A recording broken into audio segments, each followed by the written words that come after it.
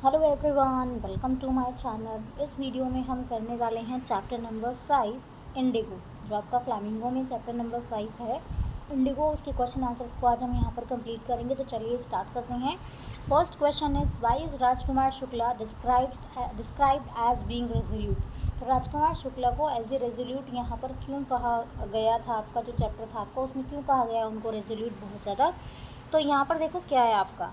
अब रेजोल्यूट का मतलब क्या होता है? रेजोल्यूट का मतलब होता है कि आपने जो चीज़ सोच ली है ना, आप उस चीज़ को करने के लिए आगे बढ़ते जा रहे हैं।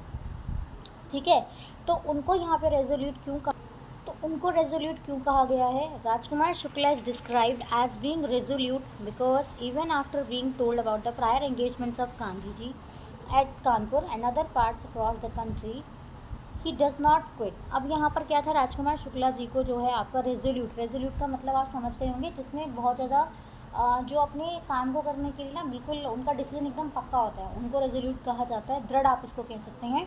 तो उनको इसीलिए कहा गया है यहाँ पर चैप्टर में, क्योंकि उनको कई बार कहा गया, उनको जो है ये बताया गया था जब वो मिलने के लिए जाते हैं तो वहाँ पर क्या था कि गांधी जी जो है वो अपने जो और दूसरे काम है उनमें बिजी रहते हैं बहुत ज़्यादा। तो कानपुर में थे वो उस टाइम पे, और जो दूसरी कंट्री की कंट्री है आपका, दूसरी कंट्री में जो है वो आपके थे, अलग अलग जगह वो गए हुए थे अपनी मीटिंग्स वगैरह के लिए। तो वो फिर भी राजकुमार शुक्ला जी जो हैं वो क्विट नहीं करते हैं, वो हार नहीं मानते हैं। वो फिर आगे फर्दर क्या करते हैं कि continues to accompany Gandhi everywhere. और वो क्या करते हैं आगे, तो जहाँ जहाँ गांधी जी जाते थे वो वहाँ वहाँ उनके साथ उनको अकम्पनी करने लगे वहाँ पर। Furthermore he persistently ask Gandhi to fix a date for his visit to his native district of Champaran. तो जब उनकी मीटिंग होती है गांधी जी से तो वो क्या कहते हैं, वो कहते हैं कि आप कोई डेट फिक्स कर दीजिए। और उनका जो डिस्ट्रिक्ट था जहाँ पर वो खुद रहते थे आपके राजकुमार शुक्ला जी, चंपारण बिहार में आपका डिस्ट्रिक्ट है। तो वो कहते हैं उनसे कि आप यहाँ पर एक बार प्लीज़ आइए। तो उसके लिए वो डेट फिक्स कराने के लिए उनको कहते हैं। His resolution and determination finally impresses Gandhi and the latter complies with his request। तो इनके रेजोल्यूशन को देखकर, इनके डिटर्मिनेशन को देख के गांधी जी जो है वो बहुत ज़्यादा इंप्रेस हो जाते हैं इनसे, फाइनली जो है वो उनके रिक्वेस्ट को मान लेते हैं। ठीक है, उनको मानना ही पड़ता है। Number second question is why do you think the servants thought Gandhi to be another peasant. तो वहाँ पे जब वो मिलने के लिए जाते हैं ना गांधी जी, तो उनको जो है जो सर्वेंट थे वहाँ पर, उन्होंने जो है गांधी जी को एक दूसरा पीजेंट क्यों समझ लिया था? गांधी बहुत सिंपल, बहुत सिंपल थे, हम्बल थे बहुत ज़्यादा, है ना। और उनका जो ड्रेसिंग था वो भी बहुत ज़्यादा ऐसा नहीं था कि अलग था, बहुत ही सिंपल सा जो है उन्हें ड्रेसिंग था उनका। धोती पहनते थे वो प्लेन। ठीक है, और to the servant he must have look like just another poor farmer in this country. तो सर्वेंट्स को ऐसा लगा, सर्वेंट्स ने जब उनको देखा ना ऐसे इस तरह के कपड़ों में, तो उन्होंने क्या सोचा, उन्होंने सोचा कि शायद ये कोई पुअर फार्मर है उन्हीं की कंट्री में, इस कंट्री में जितने भी फार्मर्स हैं उनमें से एक फार्मर ये भी हैं। Moreover he was accompanied by Rajkumar Shukla. और क्या था इसमें कि वो राजकुमार शुक्ला जी के साथ में आए थे। whom they knew to be a poor Indigo sharecropper। तो राजकुमार शुक्ला जी कौन थे? कि इंडिगो शेयरक्रॉपर थे, और उनके साथ में आए तो उन्होंने सोचा कि शायद ये भी जो है आपके पुअर पीजेंट रहे होंगे। दस when the servants saw them both together they mistook Gandhi to be another peasant. तो जब वो सर्वेंट्स जो हैं उन दोनों को साथ में देखते हैं तो वो क्या करते हैं, गलती से गांधी जी को जो है दूसरा पीजेंट जो है आप वो समझ लेते हैं। Number next question is list the places that Gandhi visited between his first meeting with Shukla and his arrival at Champaran. तो आपको उन जगह के नाम बताने हैं जहाँ पर गांधी जी ने विजिट किया था। ठीक है, जब उनकी फर्स्ट मीटिंग थी राजकुमार शुक्ला जी के साथ में, और जब वो चंपारण में आ जाते हैं। आफ्टर हिज फर्स्ट मीटिंग के बाद, शुक्ला जी की फर्स्ट मीटिंग के बाद गांधी जी कहाँ पर गए? कानपुर में गए। और हिज आश्रम नियर अहमदाबाद, उनका जो आश्रम था अहमदाबाद वहाँ पर गए। कैलकाटा, पटना, मुजफ्फरपुर, ये सारी की सारी जगह हैं जहाँ पर गांधी जी विजिट करते हैं चंपारण जाने से पहले। Number next is what did the peasant pay the British landlord as land. तो जो पीजेंट थे वहाँ पर, ठीक है, उसमें जो पीजेंट थे वो ब्रिटिश लैंडलॉर्ड को एज ए रेंट जो है क्या चीज़ पे करते थे? What did the British now want instead and why. अब ब्रिटिशर्स क्या चाहते थे और क्यों चाहते थे? What would be the impact of synthetic Indigo on the prices of Indigo, natural Indigo. तो अब सिंथेटिक इंडिगो बनाना सीख लिया था उन्होंने, सिंथेटिक इंडिगो बनाना सीख लिया था ना लास्ट में, तो उसका क्या इम्पैक्ट हो गया था? जो नेचुरल इंडिगो था, जो इंडिगो उगाया जाता था, ठीक है, जिसका कल्टिवेशन किया जाता था, उसके प्राइजेस पे इसका क्या असर पड़ा था आपका?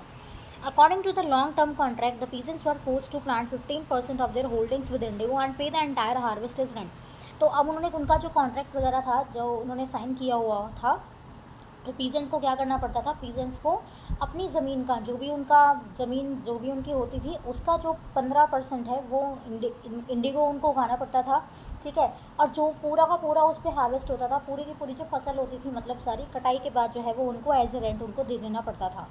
Now with the development of synthetic Indigo in Germany, अब क्या हुआ था कि सिंथेटिक इंडिगो को बनाना सीख लिया था, right.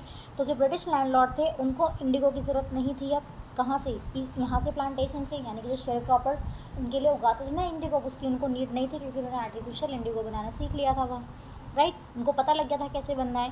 Has the shrewd landlord decided to release the peasant of Champaran from the 15% arrangement on the payment of a compensation.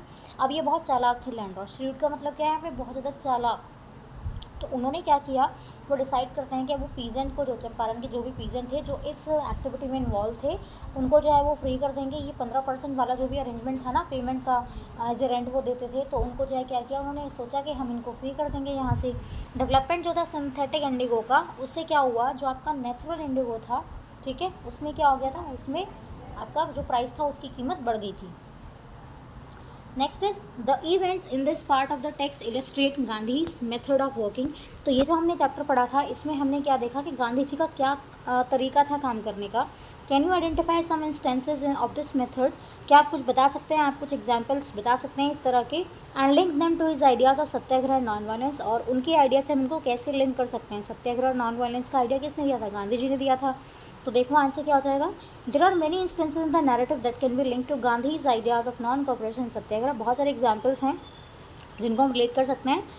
One such instance is Gandhi's refusal to obey the court order asking him to leave Champaran immediately. तो पहला उन्होंने यहाँ पे क्या बताया, जब गांधी जी मना कर देते हैं, उनको ऑर्डर दिया जाता है ना कि आप यहाँ से जगह को छोड़ के चले जाओ, तो गांधी जी क्या करते हैं, रिफ्यूज़ कर देते हैं, यानी कि जो कोर्ट का ऑर्डर उनको मिलता है ना उसको मानने से वो मना कर देते हैं, जिसमें कहा जाता है उनको कि चंपारण को छोड़ के तुरंत के तुरंत यहाँ से चले जाइए। इसके अलावा Gandhi's protest against the delay of the court proceedings is also an instance of his belief in civil disobedience. दूसरा यहाँ पे एग्जाम्पल क्या बताया गया कि गांधी जी जो थे वो प्रोटेस्ट कर रहे थे ना किस चीज़ के चक्कर में, कि जो कोर्ट की प्रोसीडिंग्स थी, कोर्ट में जो भी डिसीजन लिया जाना था उसमें डिले हो रहा था, ठीक है। तो ये भी एग्जाम्पल आपका उसी का हो गया क्योंकि उनको विश्वास था किस चीज़ में, सिविल डिसोबीडियंस में, right. Furthermore Gandhi does not falter to plead guilty in front of the court, he accepts his guilt but present a rational case as to what made him disobey the law. For him truth is above everything and thus he decides to follow the voice of conscience and obey the higher law of our being. तो गांधी जी जो है उनको कोई problem नहीं थी, उनको ऐसे guilty feel करने में या उनको अपनी गलती एक्सेप्ट करने में कोई प्रॉब्लम नहीं थी, वो अपनी गिल्ट को एक्सेप्ट करते हैं।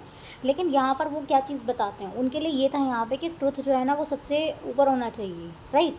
और इसलिए वो डिसाइड करते हैं कि अब वो अपनी आवाज़ जो होती है, जो अपनी अंतरात्मा होती है उसको सुनते हैं, और वो क्या डिसाइड करते हैं कि वो अपने आप की बात को सुनेंगे, जो सही लग रहा है ना उनको एक्शन में वो सुनेंगे, ना कि ये सुनेंगे कि कोई उनको कोई ऑर्डर दे रहा है, कुछ दे रहा है, उस बात पे उनको बिल्कुल ध्यान नहीं था। Number next is why did Gandhi agree to settlement of 25% refund to the farmers. तो गांधी जी जो है वो क्यों एग्री करते हैं किस चीज़ के सेटलमेंट पे, कि उनके जो फार्मर्स को जो उन्होंने फार्मर्स ने जो भी ब्रिटिशर्स को पे किया हुआ होगा, जो भी सारा अमाउंट उन्होंने पे किया होगा उसका 25% रिफंड वो चाहते थे, राइट। आंसर देखो, for Gandhi it was not the money. अब ये गांधी जी के लिए पैसों की बात नहीं थी, गांधी जी के लिए पैसों की बात नहीं थी, बट द प्रिंसिपल्स, उनके सिद्धांत की बात थी कि उनके रूल्स क्या हैं, उनकी पॉलिसीज़ क्या हैं, that were of utmost importance, जिनकी ज़्यादा इंपॉर्टेंस थी। उनको ऐसा विश्वास था that the very fact that the British landlord surrendered was of more significance than the percentage of refund. तो यहाँ पे इंपॉर्टेंट बात क्या थी, उनके लिए ब्रिटिश जो लैंडलॉर्ड थे उनका सरेंडर करना ज़्यादा इंपॉर्टेंट था, ना कि वो परसेंटेज रिफंड वाला, right. He wanted the poor farmers to realize that they too had right and that they need not really live in fear of the British landlord. तो यहाँ पर वो क्या बताना चाहते थे, वो ये चाहते थे कि जो पुअर फार्मर्स थे, जो अब तक एज ए शेयर क्रॉपर काम कर रहे थे, तो उनको ये रियलाइज हो कि उनके भी खुद के अधिकार हैं और उनको जो है डर में रहने की बिल्कुल भी ज़रूरत नहीं है, स्पेशली जो ब्रिटिश लैंडलॉर्ड थे उनका। उस टाइम पे तो ब्रिटिशर्स थे तो उनके डर के अंदर ही वो काम करते थे सारा, तो उस चीज़ को वो दूर करना चाहते थे। इसीलिए although he had initially coated for a 50% refund, तो पहले वो कितने डिमांड कर रहे थे, 50% रिफंड में चाहते थे। उसके बाद फाइनली वो 25% वाले रिफंड जो सेटलमेंट बात होती है उस पर एग्री कर जाते हैं। Gandhi was interested in long term solutions rather than immediate benefits. तो गांधी जी क्या चाहते थे, गांधी जी चाहते थे कि सोल्यूशन ऐसा हो जो लॉन्ग टर्म चले, ना कि ये कि तुरंत उसको बेनिफिट दे दिया जाए, तुरंत उसका कुछ समाधान किया जाए लेकिन वो लॉन्ग टर्म ना हो, ऐसा वो नहीं चाहते थे। से। His decision was proved right when years later the British landlords decided to leave their estates putting an end to the share cropping arrangement. उनका डिसीजन जो था वो बिल्कुल सही साबित होता है। जो सालों बाद जब ब्रिटिश लैंडलॉर्ड है वो क्या डिसाइड करते हैं कि वो जो भी उनके एस्टेट थे, जो भी उनके प्रोविंसेस उन्होंने बनाए हुए थे, उसको छोड़ के जो है वो जाने का डिसीजन ले लेते हैं और फाइनली जो शेयर क्रॉपिंग वाला अरेंजमेंट था फाइनली वो एंड हो जाता है। Number next, how did the episode change the flight of the peasants. तो ये जो एपिसोड हुआ, ये जो इंसिडेंट हुआ है, उसने कैसे पीजेंट्स की फ्लाइट को चेंज कर दिया था। एपिसोड जो था चंपारण का brought more than one change in the flight of the peasant of that district. तो यहाँ पर एक चेंज आया था, वो चेंज क्या था, दीज पीजेंट्स गेन कॉन्फिडेंस, इनको कॉन्फिडेंस मिला, which was evident in their spontaneous demonstration on the morning of Gandhi's arrival. तो पहला यहाँ पे क्या उनमें कॉन्फिडेंस उन्होंने गेन किया, और यह हमें कैसे पता लगता है कि जब वो गांधी जी आए थे तो उनको वहाँ पे लेने के लिए रेलवे स्टेशन पे बहुत सारे लोग जो है वहाँ पे इकट्ठा थे। After the successful refund of the compensation, the peasants for the first time realized their own rights and were liberated from the fear that had plagued them. उसके बाद जब उनको उनका रिफंड मिल जाता है, जो भी उनको अमाउंट दिया गया था वापस जो रिफंड उनको हो गया था, तो उनको समझ में आता है कि उनके खुद के अधिकार भी हैं, और वो जो डर था, एक डर वाली जो फीलिंग थी ना, उससे वो क्या हो जाते हैं, वो बिल्कुल फ्री हो जाते हैं जिसने उनको अब तक जकड़ के ऐसे रखा हुआ था। This episode brought an end to the 15% arrangement of share cropping. अब इस एपिसोड से क्या हुआ, वो जो 15% वाला जो अरेंजमेंट चल रहा था अभी पीजेंट्स करते थे, उनके लिए जो है ग्रो करते थे इंडिगो, वो सब खत्म हो गया था यहाँ पर। However, the most radical change that the episode brought about was in the social and cultural standard. तो मोस्ट इंपॉर्टेंट जो चेंज था वो क्या था कि जो लोग थे वहाँ पर उनका सोशल और कल्चरल स्टैंडर्ड जो था वो थोड़ा इम्प्रूव हुआ। गांधी जी ने क्या किया, स्कूल खोल दिए थे, अलग अलग विलेजेस में 6 विलेजेस में उन्होंने स्कूल ओपन कर दिए थे। उनकी वाइफ ने क्या किया था, उनकी वाइफ ने भी काफ़ी हेल्प किया था इसमें। Took pains to make peasants aware of their importance of general sanitation. तो जो नॉर्मल आपका सैनिटेशन है, पर्सनल हाइजीन के बारे में इनकी जो वाइफ हैं वो सबको बताती हैं। ही इवन अपॉइंटेड अ डॉक्टर, और वहाँ पर एक डॉक्टर को भी अपॉइंट कराया जाता है उनकी हेल्थ के लिए। नेक्स्ट है, why do you think Gandhi consider the Champaran episode to be a turning point in his life. तो आपको क्या लगता है कि गांधी जी जो है वो चंपारण वाले एपिसोड को क्यों ऐसा समझते हैं, या क्यों उसको ऐसा कंसिडर करते हैं कि वो उनकी लाइफ में एक टर्निंग पॉइंट रहा है, मतलब कि सब कुछ चेंज हो गया उनकी लाइफ में उसके बाद से। तो गांधी जी ने ऐसा क्यों सोचा, देखो, तो Gandhi ji consider the Champaran episode to be a turning point in his life because he realized that civil disobedience which had trumped for the first time could go a long way in the freedom struggle। तो उनको क्या यहाँ पर क्या realise हुआ कि जो civil disobedience movement था वहाँ पर वो उसकी जीत हो गई है। पहली बार ऐसा होना कि वो जीत गया, उनका जो मूवमेंट उन्होंने चलाया था कि हमें ओबी नहीं करना है या हमें कुछ जो है लड़ाई झगड़ा कुछ ऐसे वायलेंस नहीं करना है, आराम से उन्होंने काम किया। तो उन्होंने सोचा कि ये जो मेरा मूवमेंट है ना सिविल डिसोबीडियंस, ये लंबे टाइम तक चल सकता है, आगे जो है स्ट्रगल में जो है मुझे हेल्प करेगा फ्रीडम को गेन करने में, बाकी लोगों को, उनको नहीं, अकेले सबके लिए वो बात कर रहे थे। More over he had succeeded in making the peasants aware of the rights, और उन्होंने क्या किया था, जो पीजेंट्स है उनको उनके राइट्स के बारे में जागरूक कर दिया था। एंड बिकमिंग कॉन्फिडेंट, वो कॉन्फिडेंट भी हो गए थे। दिस सक्सेस, तो ये जो उनका सक्सेस उनको मिल गया था फाइनली, उन्होंने जो चाहते थे वो कर लिया था। दस prove the effectiveness of Gandhi's method of non violence and non cooperation. तो यहाँ से क्या पता लगता है कि जो गांधी जी के मेथड थे ना, नॉन वायलेंस और नॉन कॉपरेशन, उन्होंने अपने आप को यहाँ पर साबित कर दिया था कि वो कितना अच्छे से जो है, कितनी इफेक्टिवनेस रही है उनके मूवमेंट की, नॉन वायलेंस हो चाहे वो नॉन कॉपरेशन रहा हो आपका। Number next is, how was Gandhi able to influence lawyers. तो गांधी जी जो है वो लॉयर्स को कैसे इन्फ्लुएंस करते हैं, कैसे उनको अपने कॉन्फिडेंस में लेते हैं। Gandhi ji was able to influence the lawyers through his conviction, earnestness and pertinent questioning. Gandhi reapproached the lawyer of Muzaffarpur for charging large sum of money as fee from the peasant। तो गांधी जी ने क्या किया, गांधी जी जो है वो मिलते हैं उनसे, जो मुजफ्फरपुर के जो आपके लॉयर थे उनसे मिलते हैं, और क्या करते हैं, उनको पूछते हैं, वो क्योंकि चार्ज लेते थे उनसे as a fee, large sum of money उनसे कलेक्ट किया जाता था पीजेंट से एज ए फी उनका केस लड़ने के लिए। बाद में the lawyers from Bihar opinioned that they would return to their own places in the event of his imprisonment.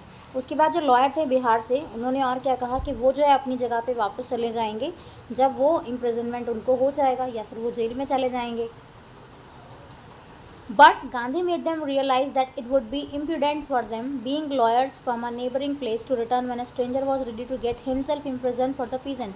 तो गांधी जी उनको क्या बताते हैं, गांधी जी उनको बताते हैं फिर ये सारी चीज़ें कि वो लॉयर हैं, उसे जहाँ पे वो चंपारण था उसके आसपास के लोग ही तो इकट्ठा हुए थे वहाँ पे और भी, तो कहते हैं कि नेबरिंग प्लेस का जो लॉयर है वो इस तरह से जो है यहाँ पे बिहेव कर रहे हैं, और जो स्ट्रेंजर अपनी लाइफ को जो है यहाँ पे जेल में डालने के लिए तैयार है, या आप कह सकते हैं कि खुद को जो है जेल में डालने के लिए,